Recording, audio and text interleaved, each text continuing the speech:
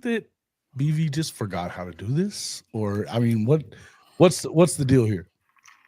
No, I think BV is I think BV is fine. I think it's something that we all expect. I don't think it's anything that we did not expect to happen. I think even with Jim Knowles coming here, I think you would have still saw BV's foot imprint all over that All defense. over. I don't necessarily see you really kind of. I mean, I see you meshing ideas. I don't see a full overhaul, especially with what's already going on here. Those guys being in the system, so I think that a lot of fans out there who may be a little bit misguided or are thinking that okay, well, he would have gave up the defense. He wasn't giving up the full reins of that defense. This defense is already in year 4. This defense is pretty much in year 4 of this install. Some guys are in year 2, some guys are in year 3, some guys are in year 1.5 right now. So you have some guys that you could turn into veterans overnight pretty much with this defense. But with Venables, I think that he surrounded himself around with some really good coaches, and we'll talk about some of the new additions. I think that he's going to have an opportunity real quickly, especially with like all the new stuff that you're able to have on the sideline with the with all the coaches, with the iPads and all the rest of that stuff that you can watch and everything. I think if BV is good with his time management, which I know has been an issue, I think that he can address things real quickly with the defense and still give himself an opportunity to be able to go back and kind of try to run that CEO type of run the CEO type of I guess spread around there, right? So Yeah, I'm still optimistic about BV calling the plays. I've seen it happen once before here, and it looked really good. We won 10 games. Granted, that wasn't a Big 12, but still, we won 10 games. We beat Texas that year, and still that was kind of a building block year. I think we had some high expectations for that team. They fell short. There were some things that we wish could have been better down the stretch. Same could have been for this year. You go back and look at this past season, and you say, "Hey, Zach Alley's a heck of a coach." But for what it's worth, it's still some things that I kind of feel like, did BV take the reins here? Did BV take the reins there? Because you heard that that's what happened, yeah. so to speak. But at the end of the day, to answer your question directly, I'm perfectly fine with BV calling the plays. I think it's going to be fine. And again, like I've been saying, defense was not your problem last year. I agree. And so I'll go to you, Chris Mason. Now, obviously, as Ben G's saying down here, yeah, it's overblown about him coaching and calling the defense. It's weird that you get so much of this kind of conversation around it whenever it's a defensive guy like Venables, when you have offensive guys all over the country. And I would even say that Kirby Smart is probably doing most of the play calling at Georgia as well when it comes to that defense. This happens all the time, and you don't have near that issue or even the conversation about it. What are your thoughts about whether or not this was a big deal? Oh, you're muted. I think for the most part, Saban was pretty much calling their defense for the majority of the start of his Alabama run until he got going and had everything established, and then was able to turn it over to folks who basically used his methodology, his language, basically his scheme.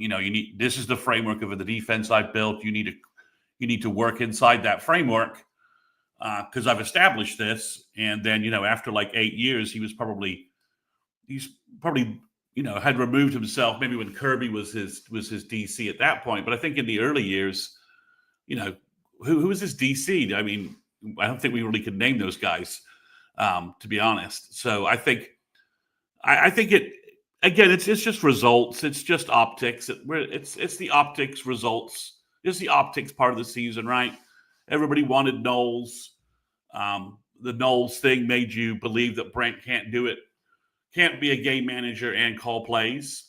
That's if you were all in on Knowles, you sort of tied into that philosophical belief. I think that's not what Knowles was about. I think Knowles was just an opportunity that fell into OU's lap that OU would have been silly not to look at.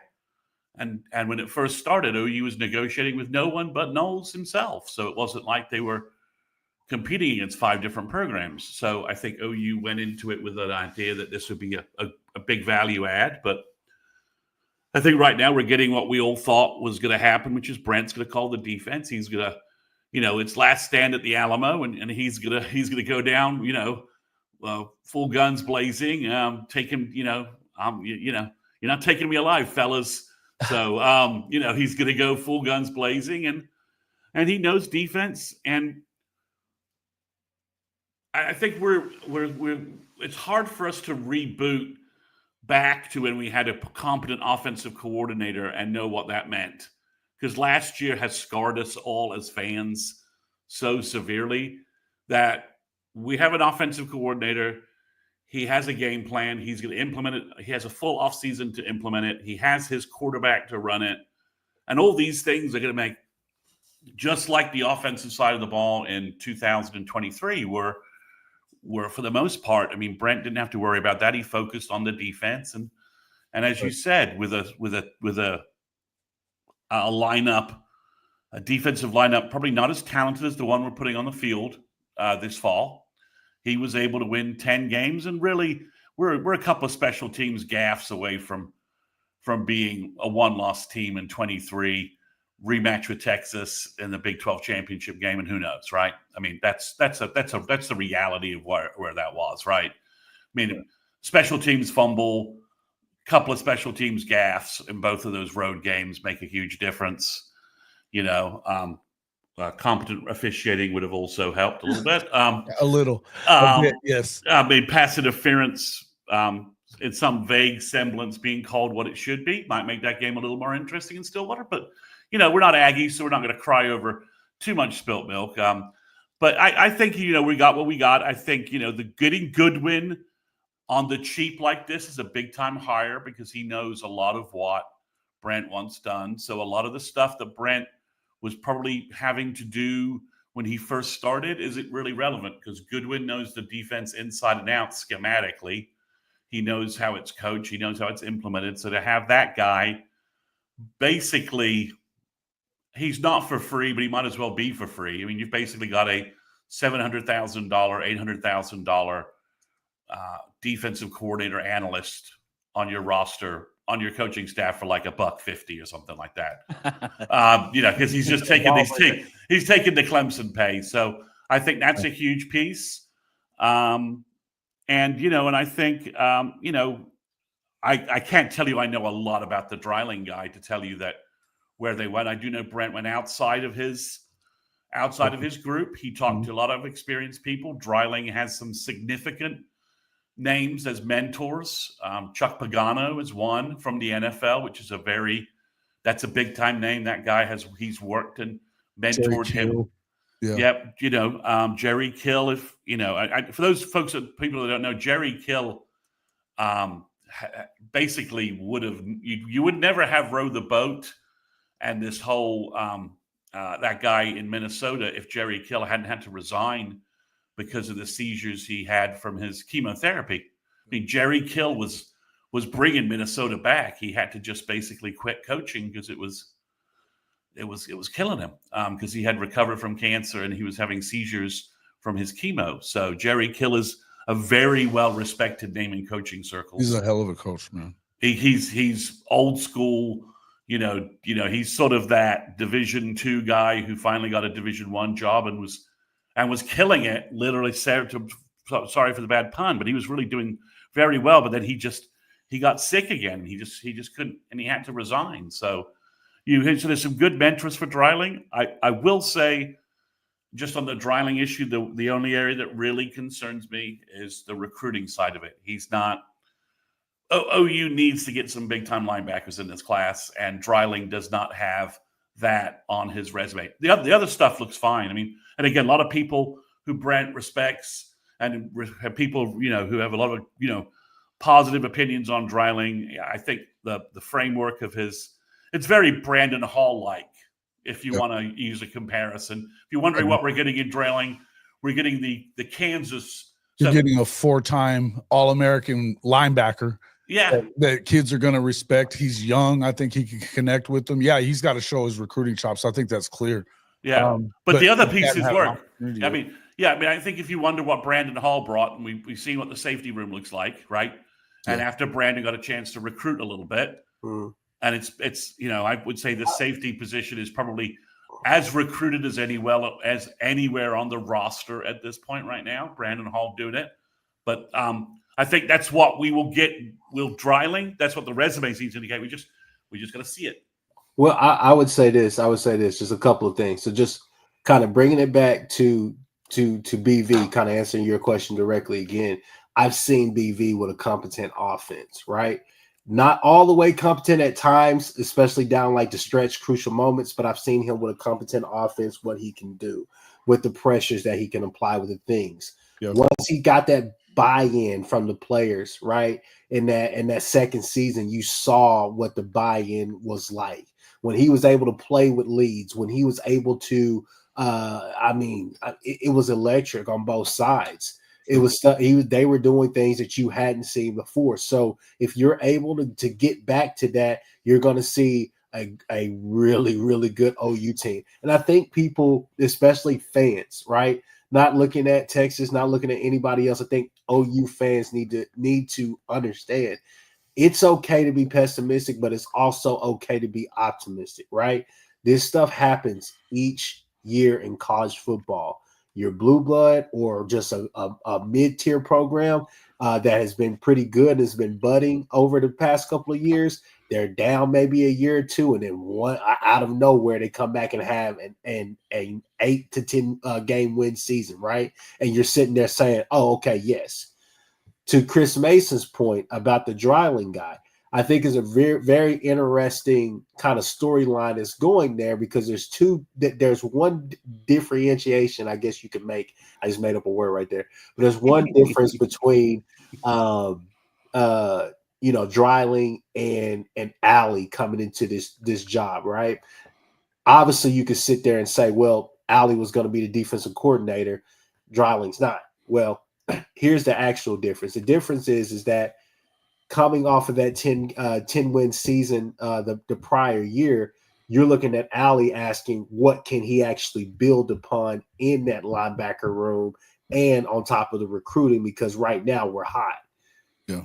Dreiling's coming in, and Dreiling is saying, hey, we're not hot right now. We just need you to get a pulse. We don't even need him to be great. We just need a pulse at the linebacker. And I'm sure you're going to provide all the information for us as we continue to do these pods for everybody. Hit that like button, everybody, on each channel. But still, with that being said, those are the two different optics. So I'm eager to see. I think that we are kind of back where we were going into that second season, into the 23 year with BV, as far as saying, got to show it, right? We were sitting there saying, hey, if Jason, we did plenty of podcasts where we said, hey, if you win 9 plus ball games, and you got to 10, your recruiting is going to be up here, right? Yeah. And so we saw that. And so I think you can still see that. I think you can see these guys take off, and I think that you will hit the portal a little bit, maybe, but I think this guy is going to bring in, I think he's going to be able to go and recruit and get you guys that not only fit this scheme and fit the system, but are guys that a lot of people would like to have on their squad. So I'm excited about it. Everything that I've heard about him on and off the field has been really good thus far, especially his pass stops. They've been great, but everything I've heard about the guy's been great. So I'm going in this kind of open-minded, like I always do, just saying like, hey, it's a wait and see type of game, type of ordeal. So we'll see if it works out, but which I'm hopeful that it does. But at the end of the day, I think those are the two. That's the difference we got to look at. Yeah, no doubt. And I think I've thought it was fairly funny that you had so many people saying so much, and we are in that time of, this is the era that we live in right now, where it's clickbait, a lot of clickbait stuff from outside of Norman. We all know that really what the concern should be is the other side of the football. But I feel like you've got a good situation there as well. You got, a healthier offensive line, younger, more athletic, and they got some dogs that are coming in, and hopefully you stay healthy as far as those skill position guys are concerned. But then you've got a guy like John Mateer who's coming in. You know, we did a top 5 quarterbacks on my show the other morning, and you know, doing voting on that kind of stuff, and a lot of people had him in there, and they're not just Oklahoma fans that are voting in that thing, and a lot of people had him in their top 5. So, you know, to me, I like and that really, we know without an offense at all, they won 6 games. And they really, if you go back and look, they should have won Mizzou. They very easily could have won Tennessee. And I mean, for whatever reason, the South Carolina game, you can call it what it was. It was bad in the first 5 minutes. They didn't look that bad the rest of the way. You know, so there's opportunities, and you know, you've got some tough road games, I think, coming up this year. But I find it weird that people really believe, especially Oklahoma fans, that believe that they're going to go 6-6 again. And my question for you guys now at this point is, do you really believe that? I feel like it would have to be worse than last year, which I don't really know how that happens, but it'd have to be worse than last year for them to fire him with this much. They've got a $1.6 million into our offensive coordinator. They just got 2 guys that might be as good as they get as linebacker coaches. They're on 3-year deals. It doesn't feel like to me, unless you go out there and win 5 games or 4, that they're going to get rid of Brent Venables. You're muted, Chris. The Jim Knowles, you know, right? But anyways, the Jim Knowles move, to me, that kind of told me everything I needed to know. I think that I think this is a 2-year investment. I think he's going to have a 2-year lifespan on this. That's just my opinion, unless it goes south. We go 4-8 for some reason, and things are just not working out. I think this is a 2-year investment. I think he's going to get 2 years to build on this, and I think that I don't know. Something just tells me that he's going to get 2 years. I think that they're putting a lot into this with the players that they've retained, the players that they brought in, and then also you're looking at Arbuckle and that whole design. So I think that I think this is a 2-year investment, but I also believe in my heart of heart, I think that things are going to get corrected this year. Going back to some of the games you talked about, we could talk about the Mizzou, we can talk about the Tennessee with some things that happened there. You pretty much handed that game to Ole Miss. You know, it was one of those games that could have went down as a classic SEC struggle for, you know, supremacy right then and there in that game, right? In my opinion, you know, I watched when Venables went over there to you know, give a handshake to who was it, Kiffin, and you know, usually Kiffin is you mean Joey? You mean Joey? Yeah, Joey Freshwater. Excuse me. That's sorry. But when Kiffin walked up to him, it was like a sigh of relief, because Kiffin knew, hey, this is a good team. They have some issues. And I think a lot of SEC teams will say that, hey, they had issues and we took advantage of that because we knew that they had issues and we knew exactly what they were. And we knew that if we just outlast, you know, wait for those issues to really, you know, but his head, everything is going to go right. But, you know, that right there just kind of showed me like, hey, we're not some bottom tier team, some bottom feeder. We just got to get some things right. Yep. Venables has to get it right this year. But like I said, I think it's a 2-year investment with him right now, regardless of what happens. But I think he gets it right this year and calms this whole storm. Do you agree with that, Mr. Mason? I think optics are how OU looks on the field is going to play a big role in the. I know everyone wants to just say, well, it's this many wins. It just depends how OU looks, right? I mean, if it's 8-4, I think, you know, he's fine. Anything 8-4 and above, he's fine. But if they're 7-5 and the defense regresses, or they look like some of their sloppy losses, the team looks like maybe it's starting to quit on Brent, which I don't think happened last year. I don't think that happened. I think the South Carolina game was maybe a tipping point, but the defense was still out there flying around, doing what they could do. So I think that's more of what we're going to see. I do think, you know, to just show you the night and day of where we are, right? You know, at Ole Miss, Sexton got hurt, and we had to play Logan Howland, a redshirt freshman who was still going through the transition from tight end to offensive tackle, right?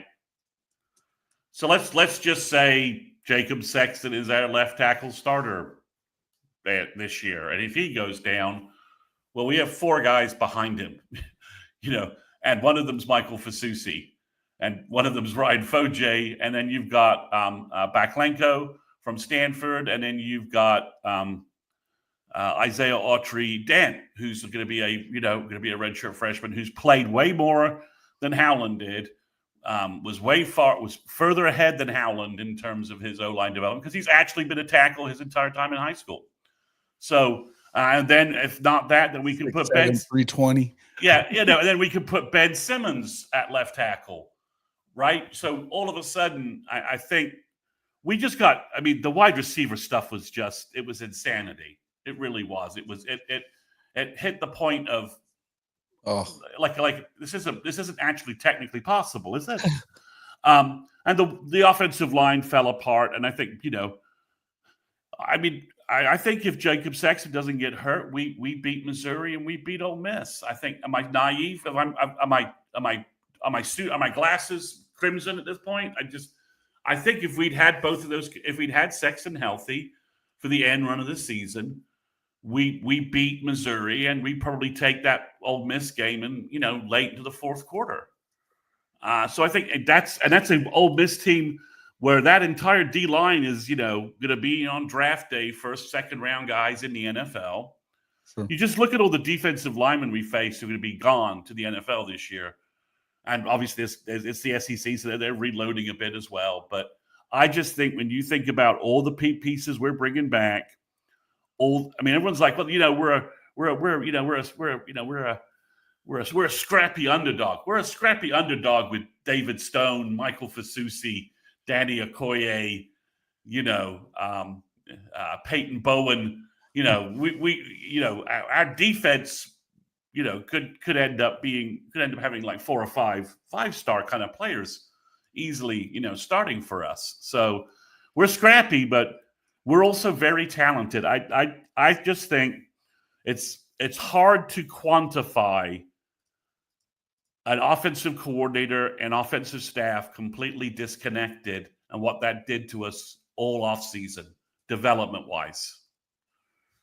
And I think what you'll see is that we know Arbuckle's in control. We know Arbuckle is out on the road recruiting. Signs of that are really strong. We know that he's going to be in control of everything. We know Bill and EJ are going to just get right in line with what he wants to do. DeMarco, I think, won't have any problem with this. And, and I think, our expectations couldn't be lower about what Joe John Finley and tight end provide. So it's all up. It's all up. It's all, it's all upwards from there. I think the thing that really, really, really makes me excited about Arbuckle, and it's something that it's very common. A lot of coaches do it. You saw Levy do it when he was here. They build, right? They build off of certain plays, right? Certain formations. They're giving you these looks. They're running certain plays to kind of get you tendency driven, right? Instead of being just instinctual, making plays, reacting fast, they're just getting you to the point where you're just playing off of tendencies. Oh, I know this look, right? Like for example, Levy, when Levy would run those quad looks for the screen, right? The bubble screen that he would usually throw to like Drake Stoops, right? Then you see Weiss going down the sideline for a touchdown because those players, the DBs are so used to him just running a curl route, right? Running a curl route, running a hitch route, just maybe running a quick slant that they're not even watching those double moves and him just basically going down the sideline on a go ball, right? So I'm excited about that, getting back to that. Maybe Latrell, maybe Joe John could have, well, not Joe John, but maybe Latrell could have did that.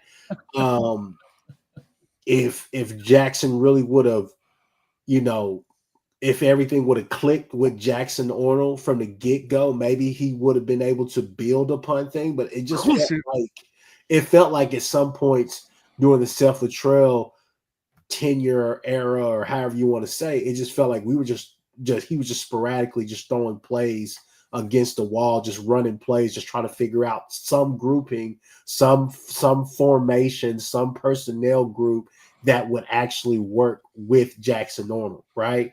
Whereas Joe John was like, hey, let's run a base install and then kind of tamper with a little bit of the I guess intermediate install of the Levy offense, which didn't really help anybody because Levy's not here, right? So, with that being said, I'm really excited about that with Arbuckle, just kind of getting back to that kind of philosophy. So, if that's something which, when you watch the highlights, if you stop being in awe of material just for maybe 4 or 5 plays, you see it in the highlights of what they're doing because it's similar plays that they're running. GT counter, all the rest of that stuff, they're building off of that. There's different run formation, there's different run schemes within that scheme that he's trying to get to. But with that, I think that's a perfect segue to the next to just a surprise topic, which really isn't a surprise, but Football Guy 1, he says, you guys know any standouts during workouts? Go ahead, Mr. Mason. Go ahead. All right. I can give you one piece of detail. So PJ's around 270, and he has had the best offseason workout numbers he's ever posted. I know there's this Flying 10 sheet that got published by Danny Okoye where he tried to cross out everybody's names, and everyone sort of has rebuilt that, and PJ's like lower on that a little bit, but Okoye has a ridiculous time on it, but everything I'm hearing says that PJ is over the ankle stuff, and they love the workout numbers they're seeing from him, and he is a big defensive end at this point. That's great. That's the piece I got. So from what I did hear something about Giovanni Gibson coming in. Coach Ricks was talking about him going in, doing the testing that they wanted him to do with Schmitty. He threw up about 50, 60 more pounds than they expected him to have up there. And he got, I forget what it was, but he went way over what Schmitty asked him to go to. I think he wanted him to get 15 reps. He was at 22, 23 and was trying to get it to 25, and he couldn't put it up that last one, and it pissed him off. But Schmitty was like, yeah, you're good to go. These guys coming in apparently are hungry to impress and get on the field. Spots are open, man. I saw some tea leaves about Trent Wilson, which is very interesting.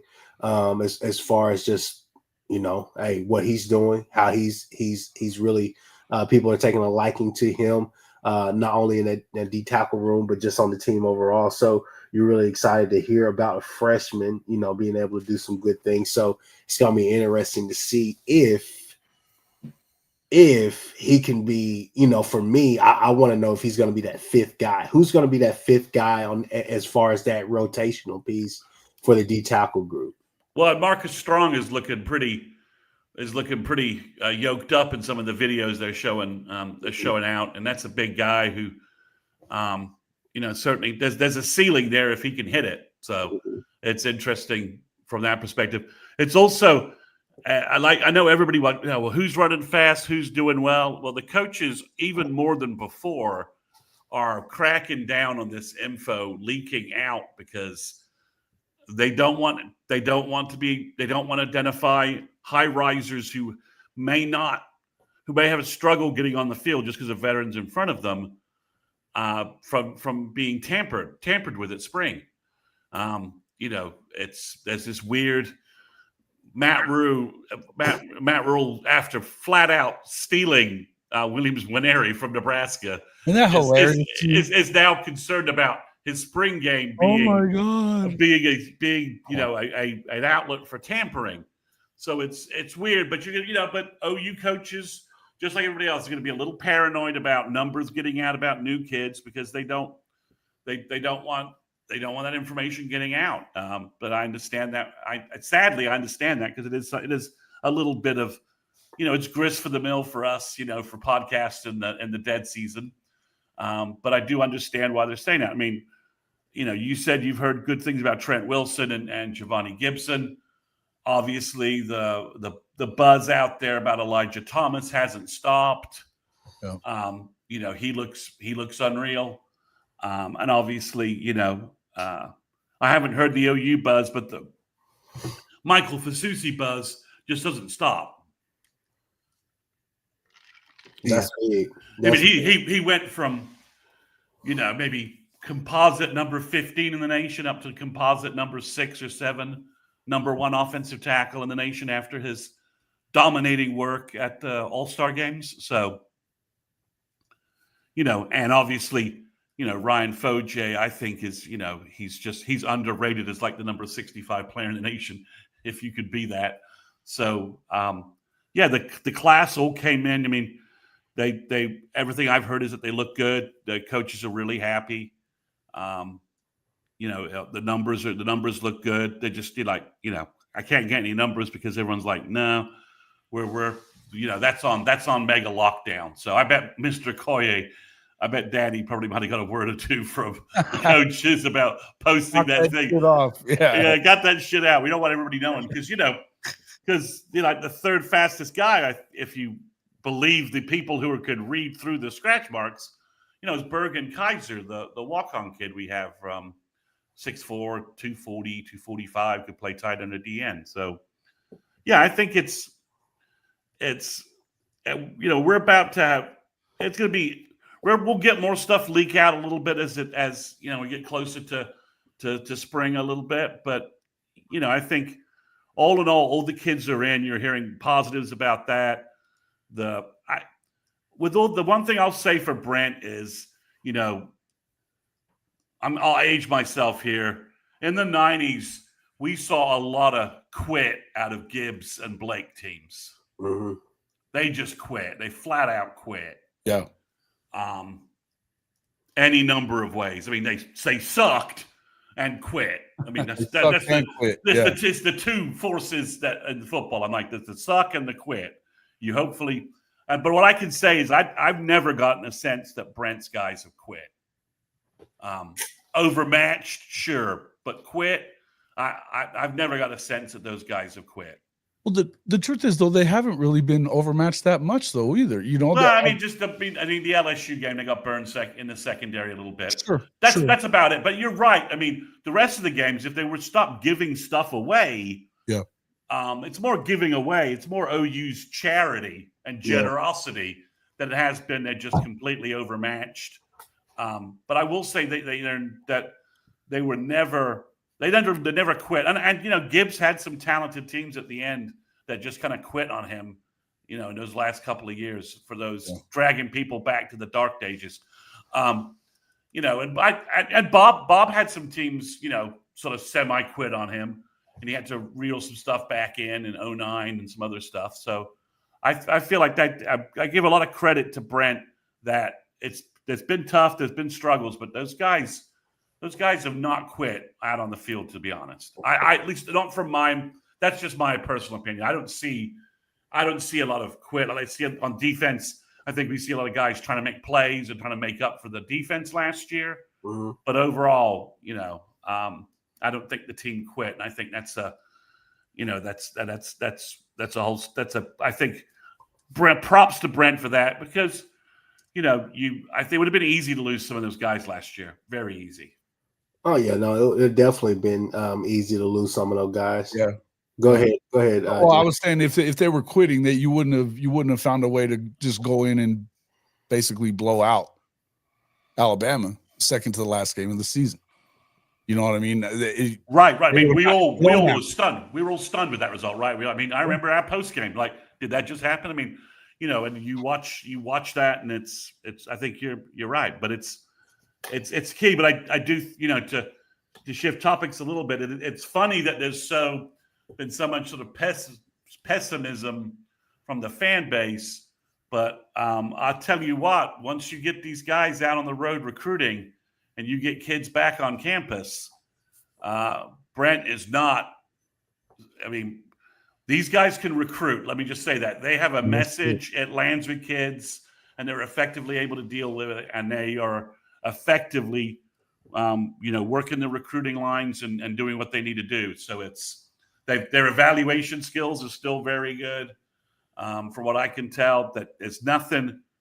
They appear to have just shaken off that season and have hit recruiting. There's no sense that, oh man, woe be us. There's none of that. They are out on the road. They're out on the road recruiting the guys they want. The fun part about this season, shout out to my guy Brady Trantham through the Keyhole podcast. Go check that out. But Brady said it best. I heard him speaking on the franchise the other day, and he said, we're going to be able to tell a lot about this team in the first 7 games. We have Michigan, Auburn, and Michigan, Auburn, and Texas in those first 7 games. So those first 7 weeks of the season, we're going to be able to figure out exactly. We're going to have great litmus tests, and we talked about that at length on this on this show. As far as what we're facing. So we're going to have some good tests and some good obstacles to be able to kind of have a measuring stick going into what I would call, because once you get out of those first 7 weeks, you have a chance. Those first 7 games, you have a chance to be 7-0. You have a chance to be 5-2. You have a chance to be, at the worst 6-1. Really, to me, you have a chance to be all of those. You could go in there, make some noise or whatever before you hit that bye week and get ready for that gauntlet after. Because after you play Auburn, you go Kent State, then you come, then you're on a bye week, then you got Texas, Tennessee, South Carolina, and Ole Miss. That 4-game gauntlet there. I know a lot of people are probably still looking at Bama and looking at LSU as well, but that 4-game gauntlet right there after that first bye, that's going to be everything, right? That's going to be the crucial make it or break it part going into, I guess, what you would call championship November, right? So excited about the task, about the games that are coming up. A quick question just for you guys, since we're having this conversation. What is one area, or what is one grouping, like personnel grouping or whatever, that you're excited to see at this spring game? So the spring game coming up? Yeah. I think obviously you want to see some semblance of a competent game plan, but and not that they're going to show a ton. So I just think we want to see kind of what you get out of these receivers a little bit. I think that it'd be cool. It'd be good to see Gentry out there, but I don't know that they're going to really risk that. Feels like they probably won't. But I just like to see him out there healthy and ready to play a little bit. You know what I mean? Even if he's not playing a ton, whatever. But I think that that's the one thing that you maybe question a little bit on the defensive side. We talked about, we were kind of hoping that they would go after a big time corner as well in the portal or whatever. It's not like a lot of those guys are out there ready to be plucked or anything like that. And when you've got one, you don't want to let them go. So I like the idea of kind of where they're headed with that. But hey, man, I feel like all this negativity stuff and like with the recruiting stuff, the 5-star stuff, not a whole lot of. There's only 32 of those guys every year. Number one. Number two, we know that these stars are not the end all be all, and this coaching staff is able. What you were just talking about before, they recruit well, they identify well, and look. These coaching, especially the defensive side of the ball, when you look at them, they are as good as anybody at development. And, and Bill Bedenbaugh in his offensive lineman. One thing I want to piggyback off of what you said, because it goes exactly with what you said.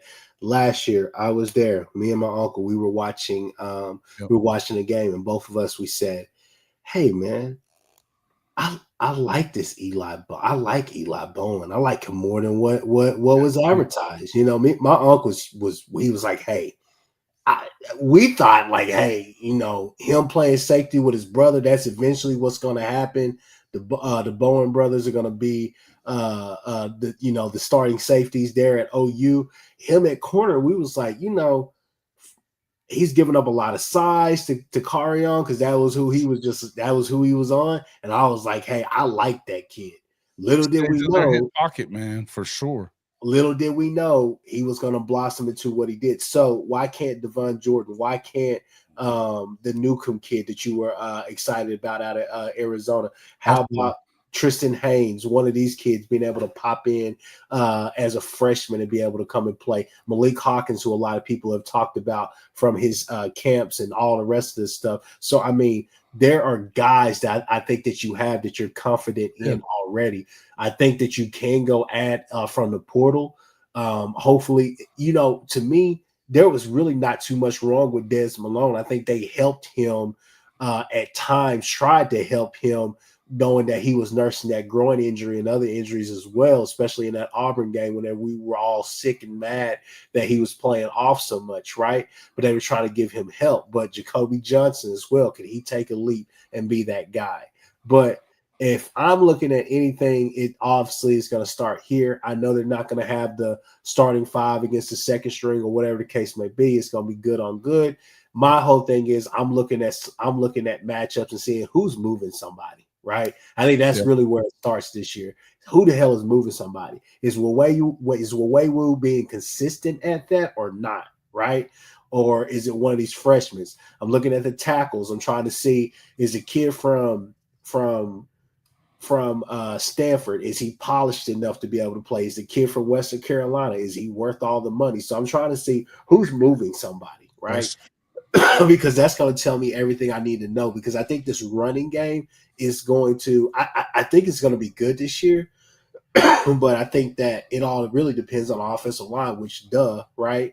But also I think this is a no-brainer as well. Eric Evans, he says receiver group and new quarterback. I think, obviously, yes. Chris Mason, what are you excited to see? Well, I mean, you guys all gave the hit the right groups. So since it's sadly February 6th and I failed in my prediction that Joe John Finley would not be on staff by February 1st, I've got to take it and say I want to see what the tight ends look like. Right? We brought in these two guys.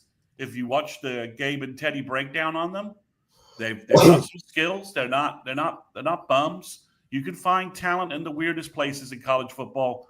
The Super Bowl this weekend, pay attention to where some of these guys go to college, right? Because you're going to hear schools and names you've never heard before. I mean, the Eagles offensive tackle was playing rugby. He never played college football at all. He's a rugby player from Australia. So you can find talent in the weirdest corners of football. So I'm going to be interested to see what the tight end group looks like.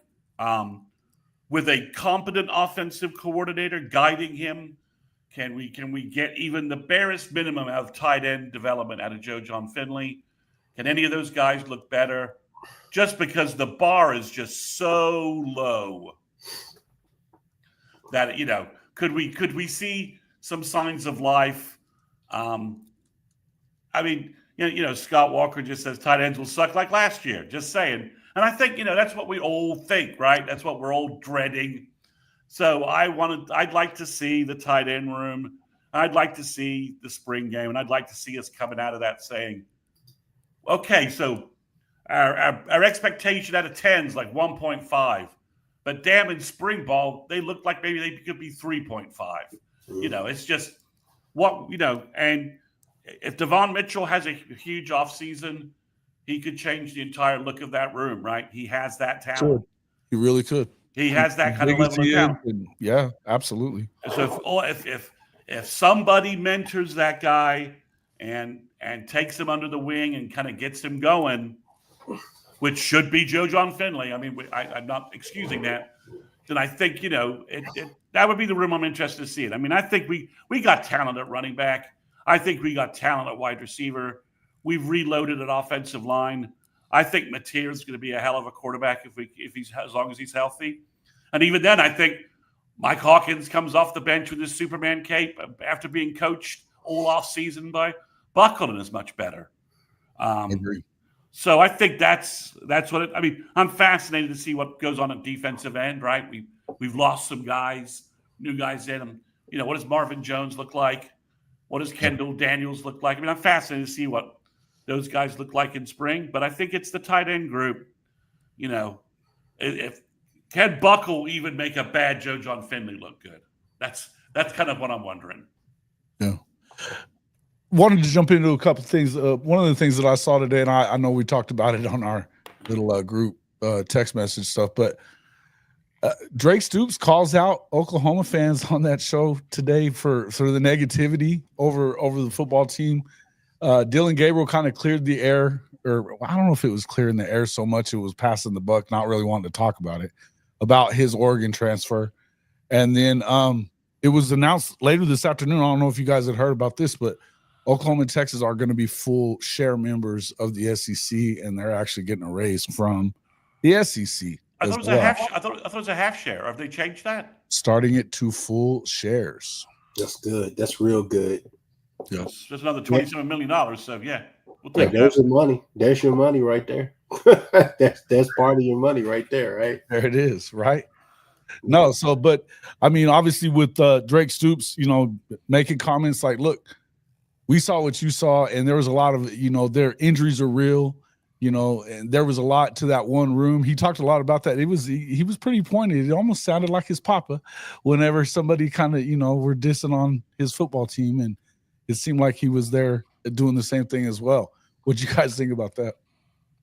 Matt, look, at the end of the day, I'm standing with him. I've stood on business the whole time. Got to weather the storm. I mean, your teams are going to go through this. Okay.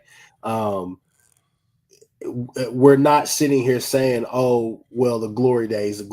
I know it's been since 2000 since we won a national championship, but it's not like we haven't sat here and ran the Big 12 and are coming in here just, begging to have winning seasons like some of these programs are. As excited as people are about Nebraska football, they kept telling me Nebraska's going to be good this year. Hey, right? So whole thing is that, look, you just got to hold steady and just I hope and pray everybody can stay healthy. So, I mean, I stick with that. I stay with it. I'm in line with everything that he's saying. But biggest thing is, man, we just got to be healthy this year. You can't really go into the year handicapped already, Yeah, I agree.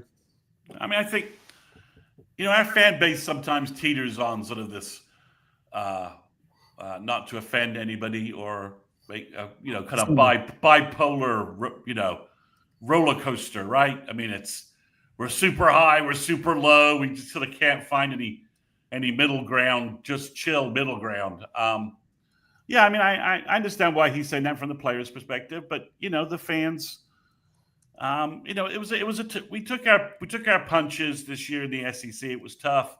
That South Carolina home game was just awful from a fan attendance standpoint. I mean, it was a stupid 12 o'clock kickoff, and then by 12:15, you were like, "Oh, all right," and you just come off the Texas game, which was a depressing second half, last 35 minutes of that game, right? I mean, it was, you were in it for the first sort of 20 minutes, right? 20. I think I have my timestamps right. First 25 minutes, you're more or less in that game. And then in like 5 minutes, you just kind of like lose it, and then you have no chance of coming back. So I understand where it comes from, but I do think, hey guys, let's reset, let's reboot. We have a talented roster. We have some talented players. We just picked up the best quarterback. I'm sorry, he's better than Carson Beck. Mateer's better than Carson Beck. If you can't win at Georgia with that O-line and the fact you're rarely called upon to make any big plays at all. Yeah. I mean, Mateer's one-man ganging it out there at Wazoo. He didn't have a lot of help. I know they played a weaker schedule, but, he's still keeping that thing going. So, we've got the best our number one problem was intelligent, clutch quarterback play. And we just picked up a guy who everyone seems to indicate has some ballsy clutch QB play to him, for lack of a better term. So when you say, and our O-line depleted with injuries, depleted with depth and youth. And now it's a year later, and it's just very different. Our most talented guys are our youngest guys, but we've got a lot of players in front of them. So to me, that's the big, you want a reason for optimism? 2 words, John Mateer. And I think that about covers it. If you can't see that intelligent quarterback play would have allowed us to have been, even with all those injuries, somehow maybe 8-4, that would have been crazy. If we had gone 8-4 with what had happened, Brent should have been freaking coach of the year. With the injuries and the schedule we had, the road schedule we had especially. So, I mean, I just think, it's time to reboot, time to move on. Last year was last year. If you're going to obsess on it, help yourself. But this is not Jimmy Satterfield's got a good recruiting question and when we ever want to transition to that. Yeah. He's asked about 2 quarterbacks. If we want to transition, since I just talked to James Neal. But yeah, I think that's, it's, if you want to dwell on last year, dwell on it. But we have done everything to change the weak points on the team, which was O-line and quarterback. You have the best O-line class we brought in. You had a good O-line class that redshirted. You brought in 2 really good depth pieces on the O-line, and we brought in the best quarterback we could get, who is mated with an offensive coordinator. He knows backwards and forward. And our offensive coordinator needs to rebuild things, and he's got his trigger man. This is, if you go through college football, this is a recipe for success. Yeah, I agree. What did you guys think about if you want to answer that question first real quick, but you can. But what did you think about what Dillon Gabriel had to say, being back in town? And he was saying basically that there was, I think it almost felt like he admitted it. Yeah, there was a conversation before the year. I felt like we should stick to it. It's not like they pushed him out, I think, and that's what a lot of the conversation has been around. You know what I mean? Dillon just made it. The fact of the matter is, Dillon just took the money and ran. Right? Just like the song says, let's take the money and run. Right? OU wasn't going to give him anywhere near what Oregon was. Not keeping and if you in December, if we had said, well, we're bringing back Dillon Gabriel and Jackson Arnold's redshirt as transferring, our fan base would have gone crazy. From retrospect, that we can't. And if Brent had just come out and said, well, we needed to pay Dillon more, and we had to take that money from somewhere, so we're basically cutting Jackson Arnold. That's why he's leaving, because we can't pay him anymore. We can't pay him any more money. We can't even pay him. Everyone would have. So go on and take the money and run. All right, Boomer 129. I got you. But from that perspective, I think everybody would have gone a little bit. We'd had a ride on our hands, don't you think, Chris? Mm-hmm. If Brent had a press conference, we're bringing back Dillon Gabriel, we're doubling his NIL deal, but due to that, we're having to cut Jackson Arnold and let him go. Yeah, it was a lose-lose situation, and I mean, let's be real. It's not what Dillon may have said or didn't say or didn't want to say. It's not like we haven't, touched on that throughout doing these shows together. I mean, the word that I hear from everybody that I've talked to is just legit. He took the money.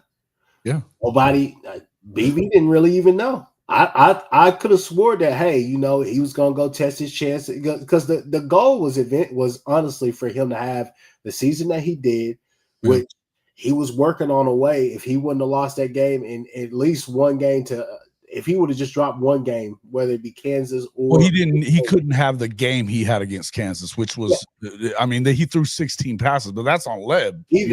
Either way, he was on his way to New York that year as well.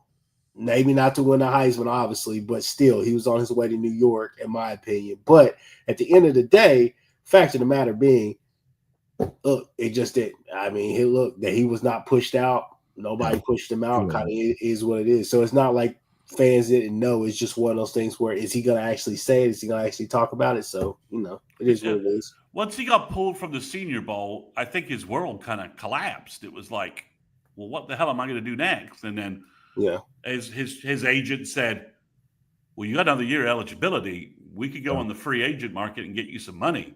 And Yeah. and he did that. So again, would Dillon have would OU have been 8-4 with Dillon? Probably.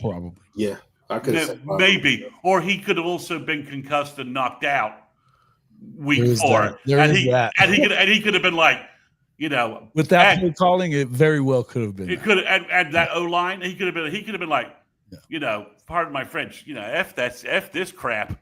I'm hurt for the And I rest of think the that's year. what he's not trying to say, right? I think he's what he's not trying to say. And maybe, you know, maybe there was a conversation about the conversation that anything that I've ever heard was that they expected him to go to the NFL, as you said. You know, he was gonna probably a 4th rounder, but he was planning on going. Whenever it didn't even look like you were gonna get an opportunity after the season you had. Yeah, of course he stayed around, made $2 million at Oregon, and you know, went to the college football playoff. It worked out. So yeah, and you know, and goes to the It wasn't going to work out like it did for him, for sure. and you know, and so I think, you know, I think Dillon's just, you know, he's trying to maintain like the charity stuff he did while he was in Norman. He's not wanting to throw anybody under the bus or really, you know, yeah, I knew J.A. You know, I mean, as much fun as it would be for him to say, yeah, man, I knew Latrell was an ass clown. That's why I bolted. And I know J.A. was going to suck ass. So that's why I bolted, because I wanted to make everybody look bad who didn't want to bring me back and pay me more money. You want to hear that. You don't really want to hear that, though. I mean, I don't know what you expect him to really Well, he wasn't say. going to say that they're sitting there Exactly. I mean, you know, Yeah, of course he's not. with, yeah, exactly. So he's not going to say that. But I mean, this is where we are in college football. Ohio State is about to field a team and hope one of their 5 stars pans out. Yeah. They've lost Chip Kelly, their offensive coordinator, QB guy, Wow. to the Raiders, who are just obviously Huge money, $6 million. Does that include all the hookers and blow he needs?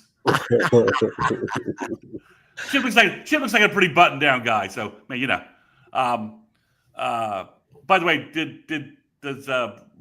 is it Rex or Rob Ryan with USC? It's Rob. Rob. He looked like the dude at the podium the other day from the Big Lebowski with the hair. He looked. Yeah. I can't even think to say, man. It's definitely Rob. He looked like, you know, if I had to say, I need a white Russian, and the rug really makes the room. Right, that rug really made the room. So, Well, that's what your opinion is, man. Hold on. We got 2 things to talk about. Okay.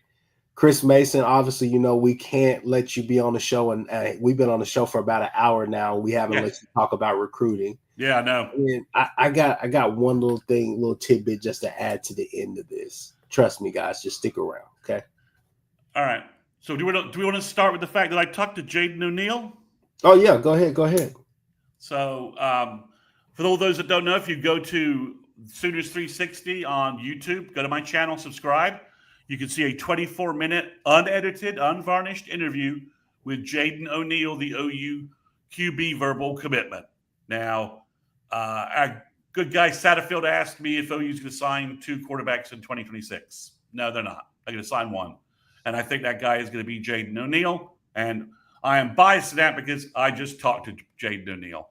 And Jaden O'Neal, to me, in a 24-minute interview on my YouTube site, or you can also, you know, if you follow me on my podcast, you can get an audio version of it as well if you want to follow it that way. Under no circumstances did he seem worried about anybody else being at quarterback at OU, or seem not all in for Oklahoma, because he rattled off names of guys he wants to commit to, that he wants to get committed to Oklahoma. His quick answer about Arbuckle was really interesting. And okay, Chris, I think that the biggest thing I got out of that was, you know, when I asked him about Arbuckle, he said the guy's just so versatile. Mm-hmm. His offense it doesn't matter who the personnel is. He just puts guys in a position to succeed. It's a great looking offense. He just, you know, he said, well, there's some spread stuff he does, and he got a little technical with stuff, which was nice to see his acumen for the game. So, but overall, when I was talking to him, I mean, again, really personable kid, just very lucky get a chance to. I think OU's very lucky if he's going to be our quarterback in this class because he's obviously a great kid. He just really gets it. He's just bought in and committed to making this OU recruiting class the best it can be. I mean, he made some interesting comments about how 7-on-7 football, where there's no real blocking going on.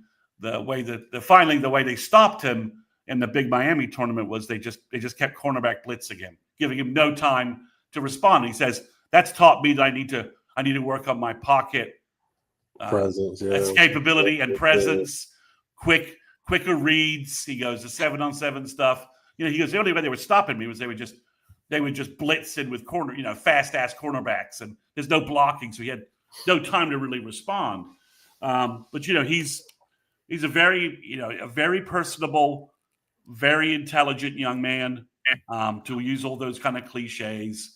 I don't know what I expect this, but it's always.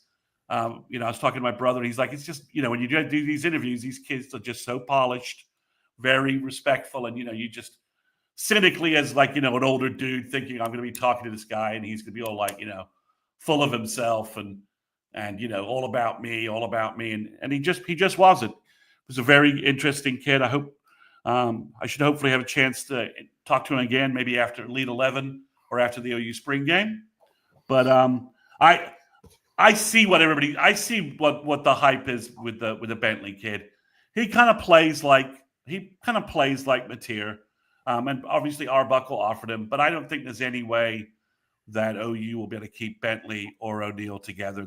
There's no point. I mean, they could try, but there's no point in it. They could end up losing one, or they could end up losing both. I'm just not sure that risk is worth it. I think you have O'Neal; he's recruiting for you. There was stuff about him maybe playing ball at Mustang this fall at Mustang, Oklahoma. We'll see if that pans out. But that stuff is floating around the internet. But he's just a good kid, just very, very sharp. I came out of that 24 minutes thinking I will be very, very excited if he's the guy that signs with OU in December.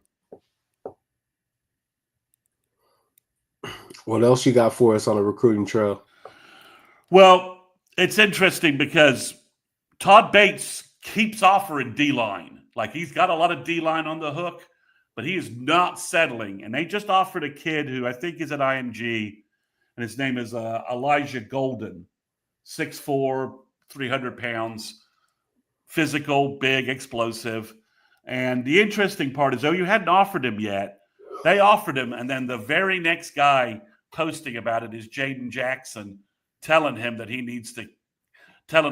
they apparently know each other, and he's telling him that he needs to do the right thing and come to OU. And then they offered this kid out of New Jersey, Damari Simeon, who I don't know anything about other than that OU just offered him, and his tape is awesome. So OU's continue to add kids. They're starting to get official visitors scheduled. The Daniel Odom kid is really good on film. They got that wide receiver verbal commitment. He plays 7-on-7 ball with O'Neal since they were like middle schoolers.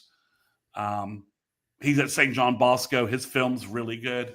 It's excellent. They got a bunch of wide receiver guys starting to schedule visits. They got 4 slots, and I think they've got like 7.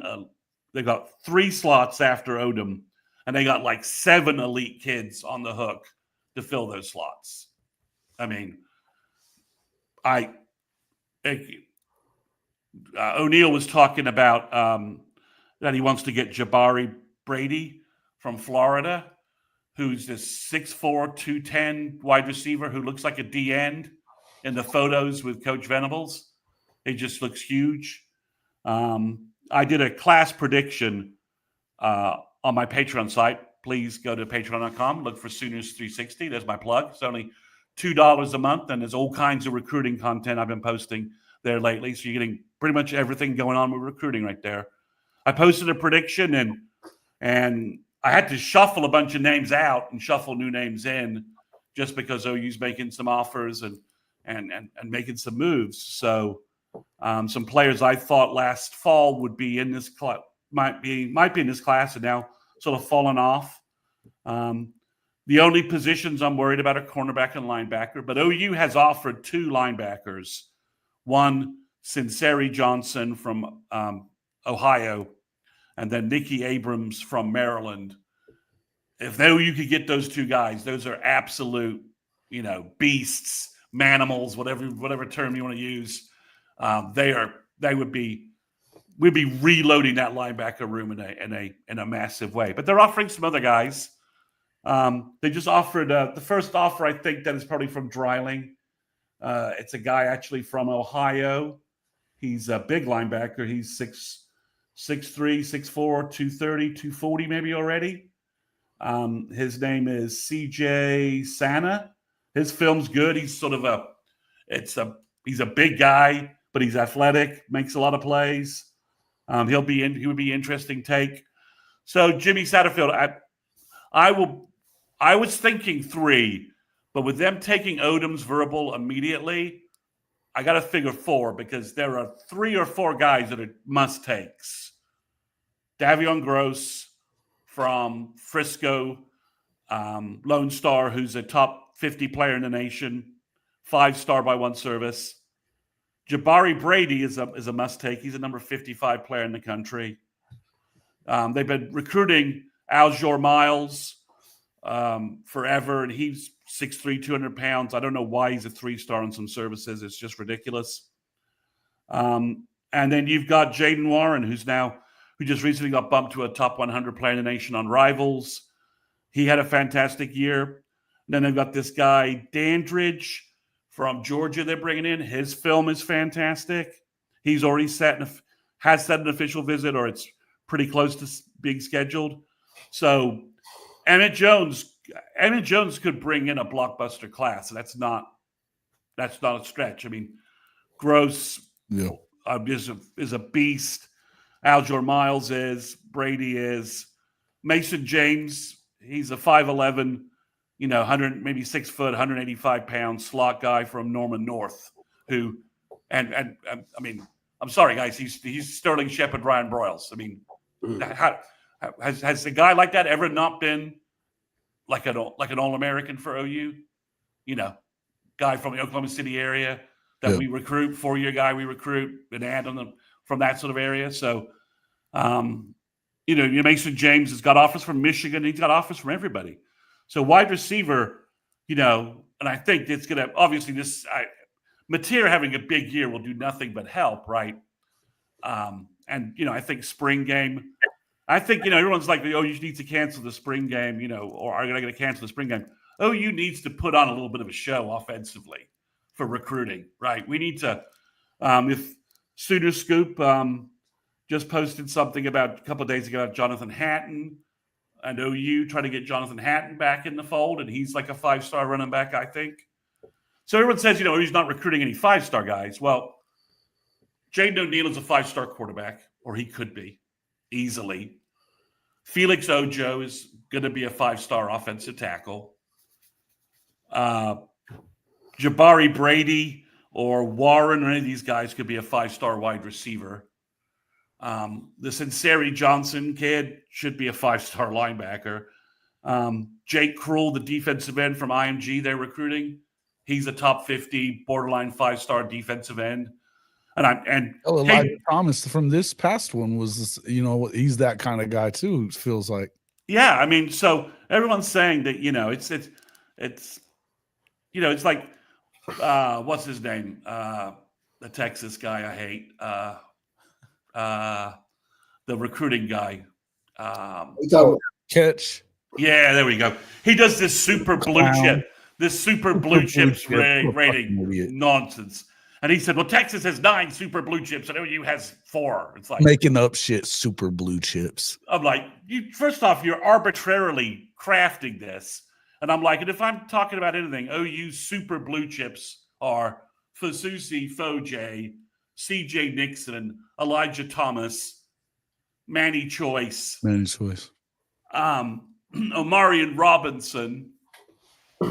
Yeah, he won the 5-star skill challenge there at exactly. Rivals, Yeah, and then probably Cortland Guillory with where the season that he put together, and Tristan Haynes. So, okay, you're 8. You got 9 guys. Well, we got 8 or 9 guys. And Trent Wilson. Sorry, I forgot Trent Wilson, the best 3 technique in the country.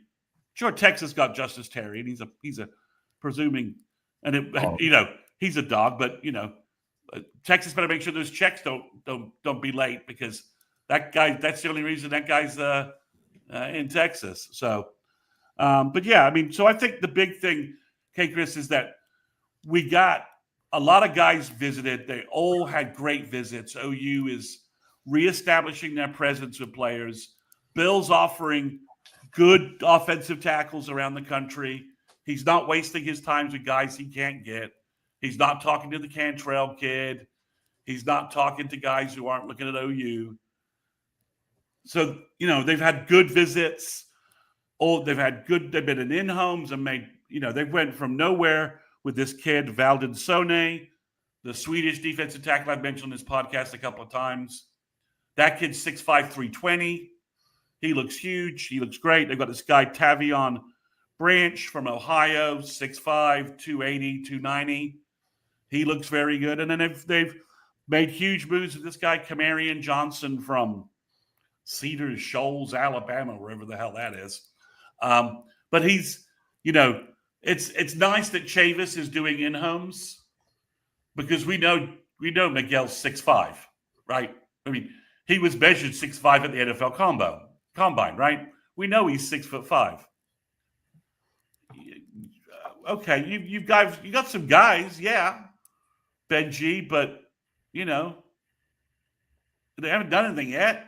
So, and you needed it, because your other O-line classes the last 2 years, your D-line class last year wasn't very good, and the class before that wasn't very good.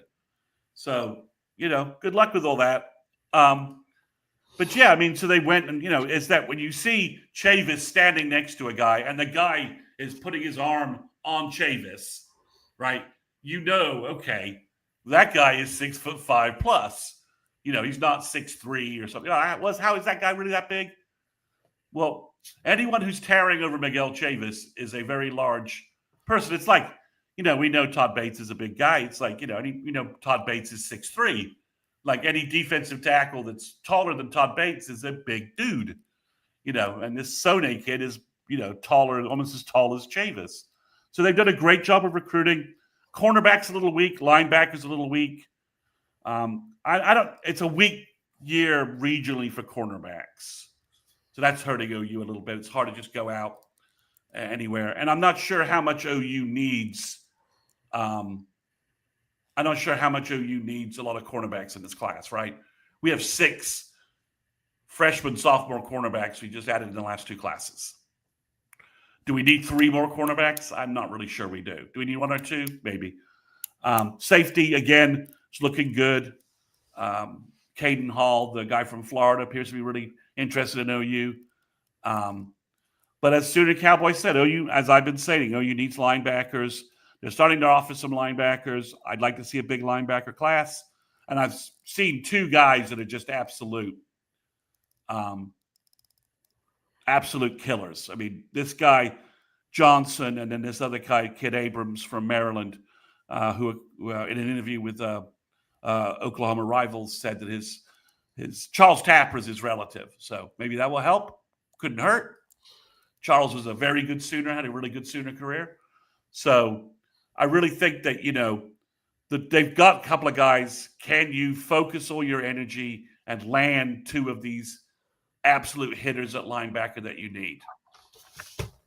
Can you close on them? We need to close. Mr. Dreiling needs to close on a couple of linebackers for us. This guy from Ohio that they just offered, he's interesting. He's a big dude. He would be a lot of the guys I see are still sort of that Will 6'2", 210 and 210 kind of guy in high school, which is fine, right? They'll put on 10, 15 pounds, do the Kip Lewis thing and be 225, 230 by the time they're really playing. But it is nice, Jason and Chris, seeing a middle linebacker prospect who's like 6'3", 6'4", 240 running around and smacking people in high school. So it's like, okay, that guy's That guy's a Mike linebacker. That is a Mike linebacker right there. And that's what we need. We need a couple of Mike. We need at least one Mike linebacker now. He is indeed. Yeah, no doubt. Yeah. So, but I think they've done a good. And again, everyone's always doom and gloom. And I'm like, I was talking to some fans, and they were, what are we going to do in recruiting? I'm like, guys, recruiting's not the problem. I don't think talent on the roster overall is the problem. I don't think it is. I've been saying that for freaking since he got here, man. He raised the floor and the ceiling when it came to recruiting. Yeah, I mean, we need our 5 stars to play like 5 stars. We need some guys to be healthy. But if you don't think Brent can recruit, you're going to be disappointed again in July. Attention. You're not paying attention. In July, we're going to have a cavalcade of guys come through. We'll get ours. Texas will get theirs. They always get theirs. Ohio State will always get theirs.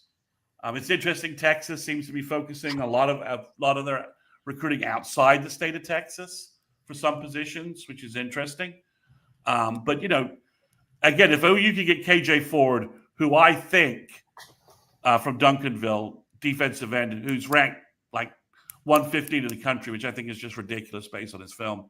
He looks like a top 75 kid to me. If you can get him and Jake Krull, you've got 2 pass rushing demons in the class. That's what we need. And if we need some big guys on the interior, and like I said, Todd Bates has been has visited this Swedish guy twice. He's been in Norman once already. Big guy. Todd Bates is offering a lot of D-line. He's going to sign a big D-line class. And the film just looks good. It just looks great for the guys he's going after. This Valdon Sone kid under Todd Bates could easily be an NFL first-round pick. He's that athletic, that big, that athletic. The guys that big shouldn't move that fast. He just, Benji, you don't know what you're talking about. I've watched his film from his freshman year. You were right about the guys. I've been talking about Josh Shermer on my podcast, how much I liked him. Justice Terry was a huge addition for you guys, beating Georgia for him. But let's just call a player a player. KJ Ford was a player. He looked as good as Colin Simmons when Colin Simmons was a senior. I watched their film, and I kept wondering, hey, who's the guy making all the plays on the other side from Simmons? And it's KJ Ford. So shut up. I'll give you guys your props, but don't tell me KJ Ford isn't a player. His first highlight, he decapitates the quarterback.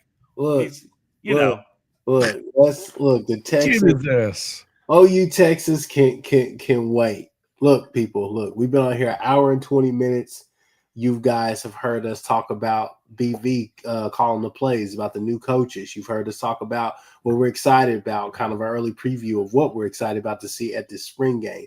You've heard the recruiting. You know now to go to Sooners 360 and figure out where, how, and when you can watch that video of Chris Mason with the O'Neal kids. So, people, you have all of that. But we got to leave you with one last thing, okay? And that is, people, it can always be worse, okay? It can always be worse. Look at what's happening down there in Stillwater, whatever you want, people. Excuse me. And I'm just letting you know now, there are some big fish in that pan that are trying to fry. And there are some things that are happening down there. So it is very interesting. So you're saying that was it Shrum was yes, I think Shroom was more push than fell? Oh, definitely was a lot more push. a lot more push than anything from what the behind the scenes people, guys, girls, whoever you want to call those people are telling me. No, it's some let's say it like this. There's some shit going down there. But I just want to say it could always be worse, people. It could always be worse. Yeah. Well, with that being said, people, like I said, we've been on here hour 22 minutes. We'll be back next week, probably at our regular time. We'll be here 8 p.m. Wednesday night. So definitely check us out.